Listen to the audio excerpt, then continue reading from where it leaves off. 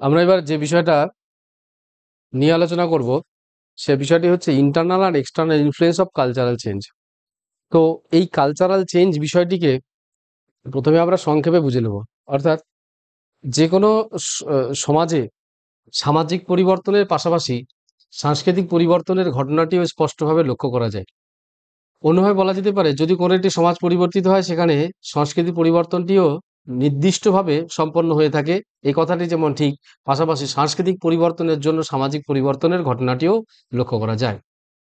তাহলে কোনো একটি সমাজের বর্তমান থাকা জনগোষ্ঠী বা জনসম্প্রদায় তাদের নিজেদের বর্তমানকে সমৃদ্ধ করার লক্ষ্যে যখন বিভিন্ন ধরনের জ্ঞান, অভিজ্ঞতা, রীতিনীতি, জীবনশৈলীকে নতুনভাবে বিন্যাস করতে বা সংগঠিত করতে সচেষ্ট হয়, এমতো অবস্থায় যখন বিভিন্ন উপাদানের অন্তর্ভুক্তি বা বিভিন্ন উপাদানের প্রভাব এই সমাজ ব্যবস্থায় পরিলক্ষিত হয়, তখন সেই সমাজ ব্যবস্থায় বিভিন্ন ক্ষেত্রে তার পরিবর্তন দেখতে পাওয়া যায়। এ প্রসঙ্গে যেমন বলা যেতে পারে, প্রযুক্তির প্রভাব এবং বিভিন্ন ধরনের গতিধর্মী উপাদানের প্রভাব এর জন্য সামাজিক ক্ষেত্রে একটি সামগ্রিক প্রভাব বা পরিবর্তনের বাতাবরণ স্পষ্টভাবে লক্ষণীয়।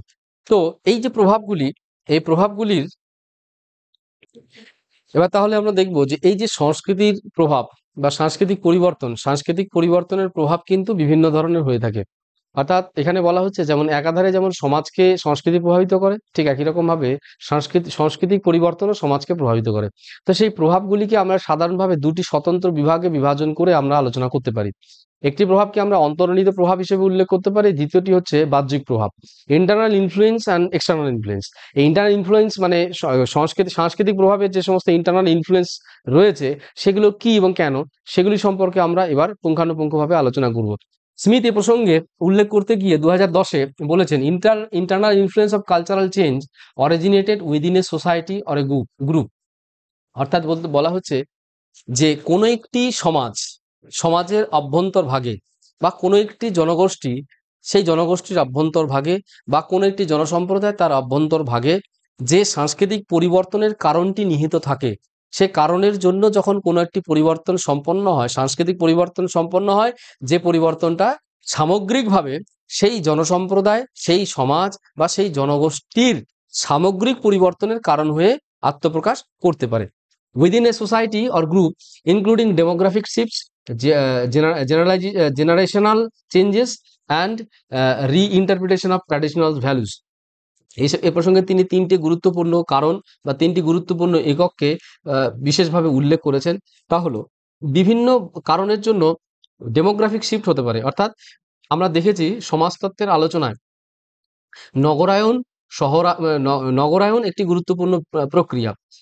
এখানে যেমন আরো কতগুলি প্রক্রিয়া যেমন রয়েছে, শিল্পায়ন, বিশ্বায়ন, এগুলো গুরুত্বপূর্ণ প্রক্রিয়া।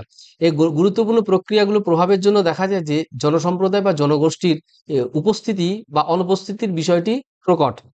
আজকে নগরায়নের জন্য বা যেটাকে বলা হয় আরবানাইজেশনের জন্য গ্রামগুলি থেকে মানুষজন শহরে স্বাচ্ছন্দ্যের উদ্দেশ্যে বা কখনো কখনো বাধ্য হয়ে তারা শহর অভিমুখী হয় এবং শহরে গিয়ে তারা বসবাস করতে শুরু করে। ফলস্বরূপ দেখা যায় যে সেখানে জনগণের সংখ্যাধিক্য বা জনগণের পরিমাণ বৃদ্ধি পায়। একই রকমভাবে আরেকটি বিষয় দেখা যায় যে গ্রামগুলি থেকে যেহেতু জনগণ শহর অভিমুখী হয়, স্বাচ্ছন্দ্যের জন্য হতে পারে, বাঁধন বা কোনো প্রতিবন্ধকতার জন্য হতে পারে। অর্থাৎ স্বাচ্ছন্দ্যের জন্য যদি যদি তারা যায়, যে কারণগুলি সেক্ষেত্রে মুখ্য ভূমিকা পালন করে, সেই কারণগুলিকে সমাজতত্ত্বের পরিভাষায় পুল ফ্যাক্টর বলে উল্লেখ করা হয়। আবার যদি তারা প্রতিবন্ধকতা বা বাধা বা জটিলতা বা এই ধরনের নেতিধর্মী বা প্রতিকূল অবস্থার জন্য যেতে বাধ্য হয়, সেই কারণগুলিকে বলা হয় পুশ ফ্যাক্টর সমাজতত্ত্বের অনুশীলনে। তো এই পুল ফ্যাক্টর বা পুশ ফ্যাক্টরের জন্য মূলত এই নগরায়নের ঘটনাটি ঘটার বিষয়টি লক্ষ্য করা যায়। এই যে নগরায়নের জন্য গ্রামগুলি ফাঁকা হয়ে যাচ্ছে কিংবা শহরগুলিতে জনঘনত্ব বৃদ্ধি পাচ্ছে, এর ফলে যে পরিবর্তন দেখতে পাওয়া যায় সেই পরিবর্তনটাকে ডেমোগ্রাফিক চেঞ্জ বলা যেতে পারে, জনগোষ্ঠী সংক্রান্ত পরিবর্তন বলে উল্লেখ করা যেতে পারে। এইভাবে যে ডেমোগ্রাফিটা চেঞ্জ হচ্ছে, কখনো কখনো দেখা যাচ্ছে কোনো একটি নদীর ধারে একটি বিশাল বড় জনসম্প্রদায় বসবাস করতো বা জনগোষ্ঠী বসবাস থাকতো, অনেক বড় বড় গ্রাম থাকতো। সে গ্রামগুলি দিনে দিনে তাদের গ্রামের মানুষেরা তাদের জমি, বাড়ি, সম্পত্তি সবকিছু দেখা গেল নদীবক্ষে নদী ভাঙ্গনের জন্য সেখানে প্রবেশ করে যাচ্ছে। এ প্রসঙ্গে একটি বিশেষ উদাহরণের মাধ্যমে বলা যেতেই পারে যে পশ্চিমবঙ্গের গাঙ্গীয় অঞ্চলে মূলত যে গঙ্গা নদী যে অঞ্চল দিয়ে প্রবাহিত হয়েছে তার তীরবর্তী অঞ্চলে একটি সাইডে একটি পাশে পাশে সে গঙ্গা ভাঙনের জন্য বহু জমি একরের পর একর জমি গঙ্গা বক্ষে চলে যাওয়ার জন্য সেই নদী তীরবর্তী অঞ্চলে বা সেই অনুকূল ভাগে মানে সেই পরিবেশে বসবাস, সেই অঞ্চলে বসবাস থাকা মানুষ তারা নিজেদের অস্তিত্বকে টিকিয়ে রাখার জন্য তারা এক অঞ্চল থেকে অন্য অঞ্চলে সঞ্চালিত হচ্ছে। এই সঞ্চালনের জন্য বা তারা রুজি রোজগারের আশায় এক জায়গা থেকে অন্য জায়গায় চলে যাচ্ছে। এর ফলে যে পরিবর্তনটি আমরা সমাজ ব্যবস্থা দেখতে পাই তাকে সাধারণভাবে ডেমোগ্রাফিক চেঞ্জ বলা হয়। একই রকমভাবে আরো বলা যায় যে একটি প্রজন্ম থেকে আরেকটি প্রজন্মের পরিবর্তন আমরা স্পষ্টভাবে লক্ষ্য করতে পারি। এই যে প্রজন্মের পরিবর্তনের জন্য এক একটি প্রজন্ম এক একটি বিষয়কে নিয়ে বিশেষ গুরুত্ব প্রদান করে থাকে। ধরা যাক এখানে একটি বিশেষ রূপে উল্লেখ করা যেতে পারে যে ভারতবর্ষের সমাজ ব্যবস্থা বা সমাজ ব্যবস্থার ইতিহাস যদি অনুশীলন করা যায় তখন দেখা যাবে যে স্বাধীনোত্তর ভারতবর্ষে ভারতীয়রা যেভাবে দেশাত্মবোধ বা সাংস্কৃতিক সামাজিকতার বিষয়টিকে গুরুত্ব দিত বা দিতেন, পরবর্তীকালে সময় যত অতিক্রম হয়েছে ধীরে ধীরে সেই দেশাত্মবোধের ভাবনাটি একটু পরিবর্তিত হয়েছে। সেখানে দেখা গেছে বিভিন্ন রকমের বিচ্ছিন্নতাবাদী শক্তির অনুপ্রবেশ। তার ফলে দেখা যাচ্ছে যে সামাজিক স্থিতিশীল অবস্থাটাই স্বাভাবিকভাবে বিঘ্নিত হয়েছে এবং দেশাত্মবোধের পরিভাষা পরিবর্তন হয়েছে। সেখানে দেখা গেছে একটি অনাবশ্যক অনভিপ্রেত পরিবর্তনের ধারাবাহিকতা। পূর্বে যে বিষয়গুলি সাধারণ মানুষ প্রাচীন প্রাচীন প্রাচীন ভাবধারা, সংস্কৃতি, ঐতিহ্য, মূল্যবোধ ইত্যাদিগুলিকে যেভাবে গুরুত্ব দেওয়া হতো, পরবর্তীকালে আধুনিক জনসম্প্রদায় বা আধুনিক কালে বা একবিংশ শতাব্দীর প্রথম বা দ্বিতীয় দশকে বর্তমান থাকা যুবক যুবতী বা নতুন প্রজন্মের নাগরিকেরা তাদের দৃষ্টিভঙ্গি, তাদের বিচার্য বিষয়, কোনো বিষয়ের প্রতি গুরুত্ব আরোপ করার ভঙ্গিমা প্রভৃতি বিষয়গুলিতে একটা অস্বাভাবিক বা অভূতপূর্ব পরিবর্তন স্পষ্টভাবে লক্ষ্য করা যায়। ফলে মূল্যবোধের পরিবর্তনটা দেখতে পাওয়া যায় স্পষ্টভাবে। এখানে আরো দেখা যেতে পারে এর প্রভাবটি মূলত দেখা গেল বিশ্বায়নের জন্য বিশেষভাবে লক্ষণীয়। এই বিশ্বায়নের প্রভাবের জন্য কি দেখা যাচ্ছে যে সমাজ ব্যবস্থায় বিভিন্ন যে তার যে কাঠামো, তার যে মৌলিক যে অবয়ব বা মৌলিক যে স্বরূপ, তার মৌলিক এককগুলির একটি অস্বাভাবিক পরিবর্তন দেখতে পাওয়া যাচ্ছে। ফলে সমাজ ব্যবস্থায় বৈচিত্র্যপূর্ণ পরিবর্তন, যা সাংস্কৃতিক পরিবর্তনের একক বা সাংস্কৃতিক পরিবর্তনের মুখ্য কারণ হিসেবে আত্মপ্রকাশ করে চলেছে। এই ধরনের পরিবর্তনটি মূলত জেনারেশনের পরিবর্তনের জন্যই সম্পন্ন হয়েছে, সেটা তা স্মিথের বিবৃত ধারণা অনুসারে উল্লেখ করা যায়। এই পরিবর্তনগুলি মূলত কোনো একটি জনসম্প্রদায় বা সমাজের মধ্যে বর্তমান থাকা মানুষের সামগ্রিক কর্মসূচি বা ক্রিয়া প্রতিক্রিয়া ধরনের ক্ষেত্রে পরিবর্তন করার ক্ষেত্রে বিশেষ ভূমিকা পালন করে। এ প্রসঙ্গে আরো বলা হয়েছে যে ট্র্যাডিশনাল যে সমস্ত মূল্যবোধ রয়েছে বা ঐতিহ্যবাহী যে সমস্ত মূল্যবোধ রয়েছে, মানবিকতার আদর্শ রয়েছে, বিভিন্ন সম্পদ সঞ্চয় এর মতো গুরুত্বপূর্ণ বিষয়গুলিকে গুরুত্ব দেওয়া হতো একটা সময়। সেই বিষয়গুলির ভাবনা পরিবর্তন হয়েছে, তার অর্থ পরিবর্তন হয়েছে, অর্থাৎ তার রিইন্টারপ্রিটেশন হয়েছে। পুনরায় নতুনভাবে তার অর্থ নির্ধারিত হয়েছে আধুনিকতার মানদণ্ড অনুসারে, আধুনিকতার বিচার্য বিষয় অনুসারে। আধুনিক সময়কাল বা একবিংশ শতাব্দীর দ্বিতীয়ার্ধে দ্বিতীয় দশকে বা তৃতীয় দশকের সূচনা লগ্নে বর্তমান ভারতবর্ষের সমাজ ব্যবস্থা বা সমগ্র বিশ্বের সমাজ ব্যবস্থাকে যদি পুঙ্খানুপুঙ্খভাবে বিচার বিশ্লেষণ করা যায় তাহলে স্পষ্টভাবে দেখা যাবে যে মানুষের আনন্দের পরিভাষা পরিবর্তিত হয়েছে। পূর্বে আনন্দ খোঁজার কারণ ভিন্ন রকম ছিল, আনন্দ লাভের ধরনও ভিন্ন প্রকৃতির ছিল। বিংশ শতাব্দীর শেষার্ধের আনন্দের পরিভাষা ভিন্ন প্রকৃতির ছিল। একবিংশ শতাব্দীর দ্বিতীয় দশক বা তৃতীয় দশকের সূচনা লগ্নে সেই আনন্দের পরিভাষা পরিবর্তিত হয়েছে, যা প্রমাণ করে যে ঐতিহ্যবাহী যে সমস্ত মূল্যবোধ রয়েছে তার ইন্টারপ্রিটেশনের ভঙ্গিমা পরিবর্তিত হয়েছে। এই যে এই পরিবর্তনগুলির প্রভাব মূলত সামগ্রিকভাবে ঐতিহাসিক সমাজতাত্ত্বিক অনুশীলনের ক্ষেত্রে সাংস্কৃতিক প্রভাবের সংস্কৃতির অন্তর্নিহিত প্রভাব হিসেবে উল্লেখ করা হয়েছে বা internal influence of cultural change হিসেবে উল্লেখ করা হয়েছে। এই প্রসঙ্গে বলতে গিয়ে আরো জোন্স 2015-তে বলেছেন, they often stem from social movements, change in political leadership and evolving social norms that shapes cultural practice and identities। বলা হয়েছে যে এমন অনেক ঘটনা রয়েছে যে ঘটনার জন্য সমাজের অভ্যন্তরীণ বিভিন্ন ব্যবস্থাতে পরিবর্তন স্পষ্টভাবে লক্ষ্য করা যায়। তার মধ্যে একটি গুরুত্বপূর্ণ কারণ হলো সামাজিক আন্দোলন, সামাজিক অস্বাভাবিক পরিবর্তন, জনগণের সমষ্টিগত প্রতিবাদ বা বিপ্লব প্রভৃতির মতো ঘটনা একটি সমাজ ব্যবস্থার সাধারণ কাঠামোকে স্বাভাবিক কাঠামোর মধ্যে অস্বাভাবিক পরিবর্তন সুনিশ্চিত করেছে। তা ভারতীয় সমাজ ব্যবস্থার ইতিহাস পুঙ্খানুপুঙ্খভাবে বিচার বিশ্লেষণ করে তা স্পষ্টভাবে লক্ষ্য করা যায়। এছাড়াও পলিটিক্যাল লিডারশিপের পরিবর্তনের পরিপ্রেক্ষিতেও এই সামাজিক পরিবর্তন বা সামাজিক কাঠামোর পরিবর্তন ও সামগ্রিকভাবে সাংস্কৃতিক পরিবর্তনের ঘটনাটি স্পষ্টভাবে লক্ষ্য করা যায়। এ প্রসঙ্গে আরো বলা হয়েছে evolving social norms that shape cultural practice and identities, এবং এই পরিবর্তনের জন্য কতগুলি নতুন ধরনের বা নতুন প্রকৃতির সামাজিক নিয়ম নীতি আবার নতুনভাবে গড়ে ওঠে, যে সামাজিক নিয়ম নীতিগুলি প্রত্যক্ষভাবে একটি সাংস্কৃতিক অনুশীলনের ধরন বা ভঙ্গিমা গড়ে তুলতে সাহায্য করে, সাংস্কৃতিক আইডেন্টিটির জায়গাকে সুনিশ্চিত করতে সাহায্য করে। তাই বলা হচ্ছে যে সমস্ত কোনো একটি নির্দিষ্ট সমাজ বা জনসম্প্রদায় অন্তর্ভুক্ত যে সমস্ত একক বা নির্দিষ্ট কারণগুলির জন্য সেই সমাজের পরিবর্তন বা সেই সমাজের সাংস্কৃতিক পরিবর্তনের বাতাবরণকে সুনিশ্চিত করে, সেই পরিবর্তনকে সাধারণভাবে কালচারাল মানে চেঞ্জের বা সাংস্কৃতিক পরিবর্তনের অন্তর্নিহিত প্রভাব হিসেবে উল্লেখ করা হয়। এ প্রসঙ্গে একটি বিশেষ উদাহরণ এ প্রসঙ্গে উল্লেখ করা যেতে পারে যে the civil right movements in United state during mid 20th century, মানে বিংশ শতাব্দীর মাঝামাঝিতে আমেরিকা যুক্তরাষ্ট্রে নাগরিক অধিকার প্রতিষ্ঠার লক্ষ্যে যে সমস্ত গণ আন্দোলন হয়েছিল, সে গণ আন্দোলনের ঘটনাটি প্রমাণ করে এমন একটি সাংস্কৃতিক পরিবর্তনের একটি অভ্যন্তরীণ প্রভাবের বিষয়টিকে। Exemplify internal influence driving cultural change towards quality and social justice. Davis 2021-এ এই কথাটি বলতে গিয়ে বলেছেন যে আমেরিকা যুক্তরাষ্ট্রে বিংশ শতাব্দীর মধ্যভাগে যে সামাজিক মানে নাগরিক অধিকার প্রতিষ্ঠার লক্ষ্যে যে গণ আন্দোলন এর ঘটনাটি ঘটেছিল, তার পরিপ্রেক্ষিতে সামাজিক নিয়ম নীতি, সামাজিক অধিকার বা সামাজিক ন্যায়, সামাজিক সাম্য প্রতিষ্ঠার মতো গুরুত্বপূর্ণ বিষয়গুলির অন্তর্ভুক্তি স্পষ্টভাবে লক্ষ্য করা যায়, যেগুলি সামাজিক পরিবর্তনে এক একটি গুরুত্বপূর্ণ বিচার্য বিষয় বা সাংস্কৃতিক পরিবর্তনে এক একটি গুরুত্বপূর্ণ একক হিসেবে পরিগণিত হয়ে থাকে। এই বিষয়গুলি স্পষ্টভাবে প্রমাণ করে যে সাংস্কৃতিক পরিবর্তনের জন্য কি ধরনের আভ্যন্তরীণ উপাদান রয়েছে এবং এর ফলে কি ধরনের সাংস্কৃতিক পরিবর্তনের বাতাবরণ গড়ে উঠতে পারে। এরপরে যে বিষয়টি নিয়ে চর্চা করা প্রয়োজন সেটি হচ্ছে এক্সটার্নাল ইনফ্লুয়েন্সেস।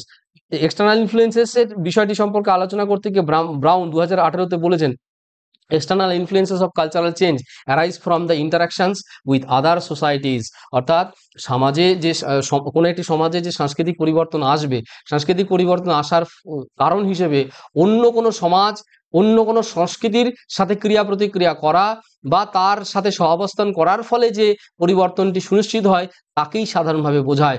অর্থাৎ সহজ করে বলতে গেলে সাংস্কৃতিক পরিবর্তনের জন্য যে কারণগুলি রয়েছে, কখনো কখনো যে সমাজের যে সংস্কৃতি অনুশীলনের মধ্যে থাকে সেই সমাজের বর্তমান থাকা এককগুলি সেই সংস্কৃতি পরিবর্তনের কারণ হিসেবে আত্মপ্রকাশ করে।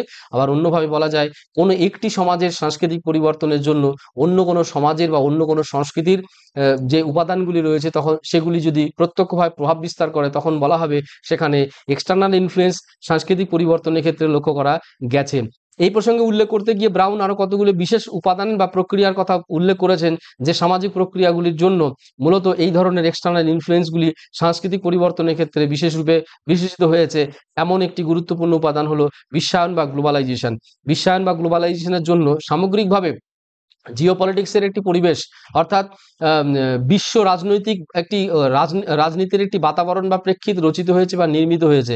এই বিশ্ব রাজনীতির বাতাবরণ বা প্রেক্ষিত রচিত হওয়ার জন্য সমগ্র বিশ্বের প্রত্যেকটি রাষ্ট্র তাদের রাজনৈতিক স্বার্থ চরিতার্থের জন্য, অর্থনৈতিক উদ্দেশ্য পূরণ করার জন্য একটি সামগ্রিকভাবে যে কোনো ভৌগোলিক পরিমণ্ডলে যাতায়াতের সুযোগ লাভ করেছে এবং কোনো রকমের প্রতিবন্ধকতা বা বাধা বিপত্তি ছাড়াই বা প্রতিবন্ধকতাকে অতিক্রম করে তারা সহজভাবে জিওপলিটিক্স বা জিও ইকোনমিক্সের অবজেক্টিভটাকে ফুলফিল করার জন্য তারা একত্রিত হওয়ার সুযোগ লাভ করেছে। ফলস্বরূপ দেখা গেছে যে কোনো একটি অঞ্চলে বর্তমান থাকা সংস্কৃতির মধ্যে বিভিন্ন প্রান্তে বর্তমান থাকা সংস্কৃতির একটি অন্তর্ভুক্তির একটি সুযোগ বা বাতাবরণ গড়ে উঠেছে। ফলে যে মুখ্য সংস্কৃতি বা যে আঞ্চলিক সংস্কৃতির মধ্যে কোনো একটি জনসম্প্রদায় বা জনসমাজ বর্তমান রয়েছে বা জীবনযাপন করে চলেছে, নিজেদের অস্তিত্ব প্রতিষ্ঠা করার চেষ্টা করছে, সেই জনসম্প্রদায় বা জনসমাজের অন্তর্ভুক্ত ব্যক্তিরা বাইরের বা অন্য কোনো প্রদেশের বা অন্য কোনো দেশের, অন্য বিশ্বের বিভিন্ন অন্য কোনো প্রান্তের যে সংস্কৃতির প্রভাবে প্রভাবিত হচ্ছে। ফলে একটি মিশ্র সংস্কৃতির